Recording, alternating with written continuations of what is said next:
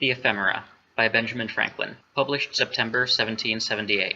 You may remember, my dear friend, that when we lately spent that happy day in the delightful garden and sweet society of the Moulin Joly, I stopped a little in one of our walks, and stayed some time behind the company. We had been shown numberless skeletons of a kind of little fly called an ephemera, all whose successive generations, we were told, were bred and expired within the day. I happened to see a living company of them on a leaf, who appeared to be engaged in conversation. You know I understand all the inferior animal tongues. My too great application to the study of them is the best excuse I can give for the little progress I have made in your charming language. I listened through curiosity to the discourse of these little creatures, but as they in their national vivacity spoke 3 or 4 together, I could make but little of their discourse. I found, however, by some broken expressions that I caught now and then, they were disputing warmly the merit of 2 foreign musicians, one a cousin and the other a mosquito, in which dispute they spent their time seemingly as regardless of the shortness of their life as if they had been sure of living a month. Happy people, thought I, you live certainly under a wise, just, and mild government, since you have no public grievances to complain of,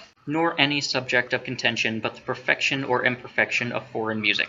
I turned from them to an old grey-headed one, who was single on another leaf, and talking to himself. Being amused with his soliloquy, I have put it down in writing, in hopes it will likewise amuse her to whom I am so much indebted for the most pleasing of all amusements, her delicious company and her heavenly harmony. It was, says he, the opinion of learned philosophers of our race, who lived and flourished long before my time, that this vast world, the Moulin Joly, could not itself subsist more than 18 hours, and I think there was some foundation for that opinion, since by the apparent motion of the great luminary that gives life to all nature, and which in my time has evidently declined considerably towards the ocean at the end of our earth, it must then finish its course, be extinguished in the waters that surround us, and leave the world in cold and darkness, necessarily producing universal death and destruction. I have lived 7 of these hours, a great age, being no less than 420 minutes of time. How very few of us continue so long. I have seen generations born, flourish, and expire. My present friends are the children and grandchildren of the friends of my youth, who are now, alas, no more, and I must soon follow them, for by the course of nature, though still in health, I cannot expect to live above 7 or 8 minutes longer. What now avails all my toil and labor in amassing honeydew on this leaf, which I cannot live to enjoy? What the political struggles I have been engaged in for the good of my compatriots, inhabitants of this bush, or my philosophical studies for the benefit of our race in general? For in politics, what can laws do without morals?